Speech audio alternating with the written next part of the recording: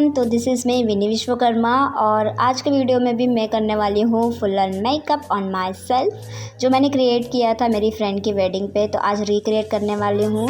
तो स्टार्ट करते हैं with the sunscreen which is from plum. बहुत ही अच्छा और नॉन स्टिकी है, पूरे फेस पर अच्छे से स्प्रेड हो जाता है, स्टिकीनेस बिल्कुल भी नहीं देता है, स्मूथ लुक देता है टोटली। मैं करूँगी आईब्रो को सेट, क्योंकि इसके बाद ये सेट हो जाएगा तो ही मैं आगे के प्रोसेस फॉलो करूँगी। तो उससे पहले मैंने सोचा कि चलो आईब्रो सेट कर लेते हैं ताकि ये अच्छे से सेट हो जाए। और टाइमिंग देना is the most important part of makeup every CTM process के बाद। तो यहाँ पर आईब्रो सेटिंग के लिए मैं यूज़ कर रही हूँ मिस क्लेयर का आईब्रो पैलेट, जो बहुत ही अफोर्डेबल प्राइस में मिल जाता है। और इस पैलेट की हेल्प से इजीली मैं अपने आईब्रो को सेट कर लेती हूँ। विद इन 2 मिनट्स बहुत झटपट हो जाता है और बहुत अच्छा डिफाइन भी हो जाता है। आप देख सकते हो कितना नेचुरल लुक प्रोवाइड करता है। Now I am using here colour bar का प्राइमर जो बहुत ही स्मूथ बेस देता है। तो अब मैं इसको पूरे फेस पे अप्लाई करूँगी, सिर्फ T और C जोन पे नहीं, क्योंकि मुझे अपना बेस टोटली स्मूथ चाहिए। तो पूरे अच्छे से अप्लाई कर लूँगी। अब यहाँ पर यूज़ करूँगी कंसीलर पैलेट। इतना यूज़ किया कि ख़त्म हो गया ये, और वो तो ख़त्म हुआ ही साथ देखो मुझे दूसरे वाले ने भी धोखा दे दिया। तो एक दुख ख़त्म नहीं होता कि दूसरा रेडी होता है आने के लिए। एनीवेज, तो इसको यहाँ पर ऑरेंज कंसीलर में अप्लाई करूँगी, जो भी डार्क सर्कल एरिया है उन पर, और थोड़ा बहुत से आईलिड पर भी अप्लाई करूँगी। उसके साथ साथ जहाँ पर भी मुझे पिगमेंटेशन है वहाँ पर भी अप्लाई करूँगी। And if you having the same skin colour as like me, तो आप भी कंसीलिंग करना कभी मत भूलना, क्योंकि कंसीलिंग पार्ट एक ऐसा है जिसकी वजह से फाउंडेशन कंसीलर बहुत ही अच्छे से डिफ़ाइन होता है, अच्छे से सेट हो जाता है। और ऐसा नहीं कि सिर्फ डस्की स्किन के लिए ही concealing is the most important part, but if you have some normal pigmentation like fair skin tone पे भी थोड़े बहुत से डार्क सर्कल होते हैं, तो उनको भी कवर अप करना बहुत इम्पॉर्टेंट होता है। और यहाँ पर मैं अभी एक बात बताती हूँ, जैसे मैं इतने मेकअप के प्रोसेस इतने अच्छे से जानती हूँ, बट जब मेरी बात आती है कि मुझे जल्दी जल्दी मेकअप करना है तो कभी ना कभी मुझसे प्राइमर स्किप हो जाता है या मैं कलर करेक्टर स्किप कर देती हूँ। और फिर स्किप करने के बाद जो मुझे रिज़ल्ट मिलता है ना, वो बहुत ही गंदा होता है। तो यहाँ पर मैं कोई चांस नहीं छोड़ती कि उस मेकअप को मैं कंटिन्यू करूँ। तो मुझे सारा का सारा प्रोडक्ट्स रिमूव करना पड़ता है और फिर से मेकअप करना पड़ता है, क्योंकि कंसीलिंग के बिना फाउंडेशन बहुत ग्रे हो जाता है। नाउ यू कैन सी मेरे जो पिगमेंटेशन एरिया थे उसको अच्छे से कवर कर लिया है। Then I am using blender here also, ताकि प्रोडक्ट और अच्छे से सेट हो जाए। अब मैं यहाँ पर यूज़ कर रही हूँ पीच कलर का कंसीलर, जो कि उसी पैलेट में का है। और ये प्रोसेस मैंने आज तक कभी नहीं किया था कि कंसीलर के पहले और एक लाइट शेड कंसीलर, फिर उसके बाद फाउंडेशन यूज़ किया जाता है। बट यहाँ पर मैं फाउंडेशन नहीं, मैं कंसीलर ही यूज़ करूँगी। तो फ़िलहाल तो मैंने ये कंसीलर यूज़ किया है ताकि जो मेरे ऑरेंज कंसीलर है उसको अच्छे से कवर अप करे। तो आप देख सकते हो एक शेड लाइटर भी हो गया है, और इसको मैं माउथ एरिया पे भी पूरे अच्छे से अप्लाई कर दूँगी।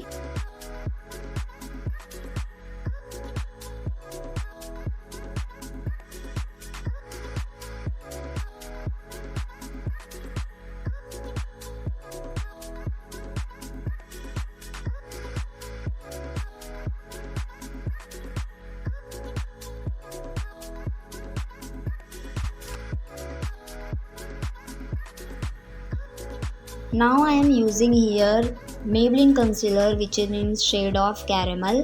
तो ये जो शेड है मेरी स्किन टोन के लिए एकदम ही परफेक्ट है, बहुत ही अच्छा कवरेज भी देता है। अगर मैं इसको वेयर करती हूँ तो 8 से 12 घंटे तक बहुत ही अच्छा स्टे करता है। प्रोडक्ट्स टच से मस नहीं होता, सीरियसली ये मेरा पर्सनल एक्सपीरियंस है। तो मैं इसको ज़्यादातर यूज़ करती हूँ। और फाउंडेशन मैं बहुत कम यूज़ करती हूँ, और कभी कभार तो मैं स्किप भी कर देती हूँ। तो ब्लेंड करने से पहले मैंने यहाँ पर स्विस ब्यूटी का मेगा फिक्सर लिया है, और फिक्सर मैंने फेस पे भी अप्लाई किया, उसके साथ साथ ब्लेंडर पे भी। और उसके बाद मैंने ब्लेंड करना स्टार्ट किया ताकि प्रोडक्ट जो है वो अच्छे से सेट हो जाए, लॉन्ग लास्टिंग रहे।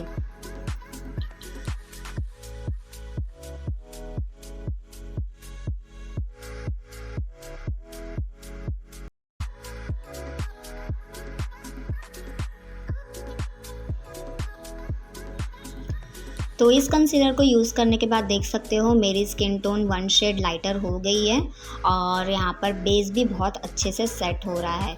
यहाँ पर मैंने नेक को भी अच्छे से कवर किया है ताकि कोई डिफरेंस ना दिखे नेक और फेस में, एक फ्लॉलेस बेस भी दिखे। और यहाँ पर मेरा जो मेकअप लुक है वो टोटल ड्यूई मेकअप लुक है।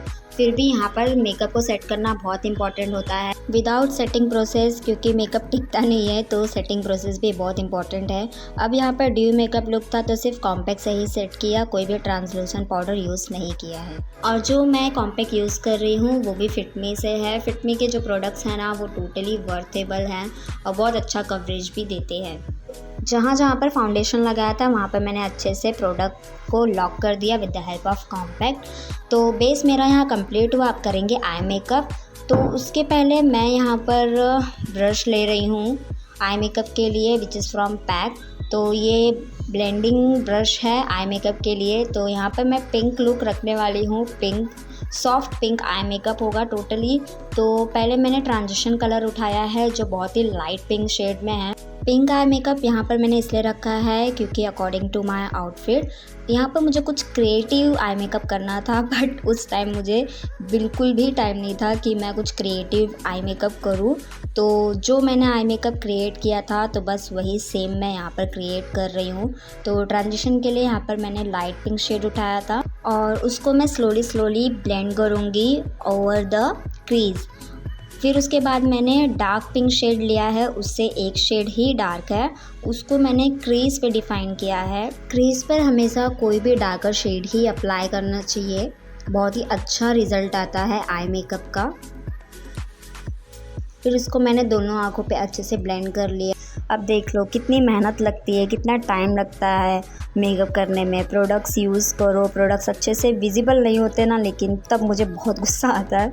कोई बात नहीं, ये बस मेरे कैमरे का कमाल है और कुछ नहीं। फिर भी यहाँ पर मैं बहुत कोशिश करती हूँ कि मेकअप अच्छा दिखे मेरा।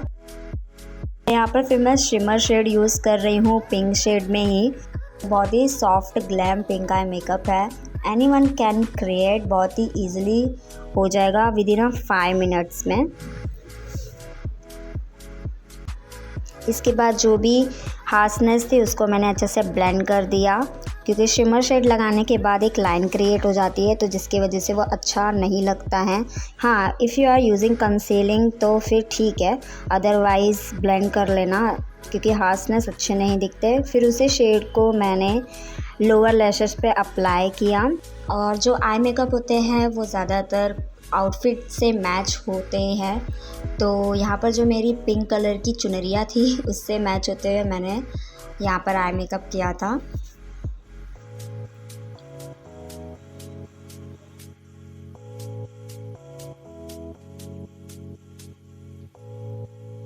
Now I am using here my favorite waterproof eyeliner which is from Sugar Pop।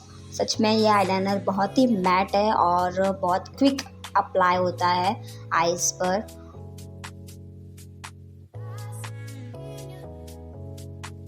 तो मेरे आईज़ पर बहुत ही सॉफ्ट विंग लाइनर ही सूट होता है, तो मैं मोस्टली वही प्रेफर करती हूँ अपने आईज़ पर। विंग लाइनर मैं ज़्यादा प्रेफर नहीं करती, उसमें मैं बहुत बिल्ली जैसी लगती हूँ इसलिए। अब यहाँ पर मैं यूज़ कर रही हूँ ब्लू हेवन का मस्करा। आई लैशेस तो है नहीं, फिर भी देखो कितने अच्छे से मैं अपने आईज़ को वॉल्यूम अप कर रही हूँ इस मस्करा की हेल्प से, जिसको मैंने लोअर लैशेस पे भी अप्लाई कर दिया। अब मैं यूज़ करने वाली हूँ ये पैलेट, जिसके हेल्प से मैं सबसे पहले करूँगी ब्राउजिंग। तो स्मॉल ब्रश से मैंने पहले नोज़ को ब्राउजिंग किया, फिर इस ब्रश की हेल्प से मैं अप्लाई करूँगी चिकबोन के नीचे और चिन पर, ताकि मेरा जो लुक है एक शार्प दिखे। और आप देख सकते हो एक शेडो लुक प्रोवाइड करता है ये ब्राउजिंग, बहुत ही अच्छा लुक देता है। अब इसके बाद मैं अप्लाई करूँगी blush which is my favourite. मुझे बहुत अच्छा लगता है ब्लश, क्योंकि विदाउट ब्लश यार मेकअप क्या ही दिखता है सीरियसली। एक ही है ब्लश और दूसरी है लिपस्टिक, जिसके बिना मेकअप बहुत ही अधूरा दिखता है। चिक्स पे अप्लाई करने के बाद थोड़ा बहुत सा नोज़ पर और उसके साथ साथ चिन पर भी अप्लाई किया। फिर इस ब्रश की हेल्प से मैं अप्लाई करूँगी हाइलाइटर। तो सबसे पहले मैंने नोज़ पर अप्लाई किया, उसी पैलेट से मैं यूज़ कर रही हूँ जो बहुत ही पिगमेंटेड देता है ये हाइलाइटर। उसके बाद मैंने क्यूपिड पर भी अप्लाई किया। फिर उसी की हेल्प से मैं अप्लाई करूँगी आई कॉर्नर पर और उसके साथ साथ आई बोन पर, ताकि जो आई लुक है वो बहुत ही इन्हांस दिखे।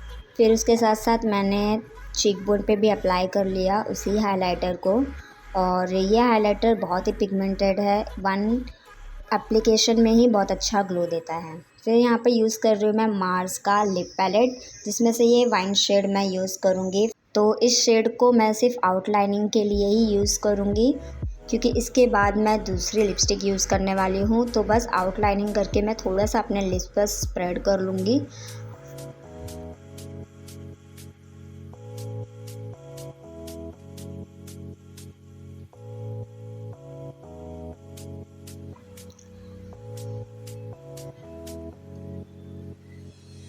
फिर यहाँ पर मैं यूज़ कर रही हूँ, पता नहीं कौन सी लिपस्टिक है, ये बहुत ही पुरानी है इसलिए मुझे इसका नाम नहीं याद, बट ये बहुत ही अच्छी है, एकदम ग्लॉसी लिप लगती है सीरियसली।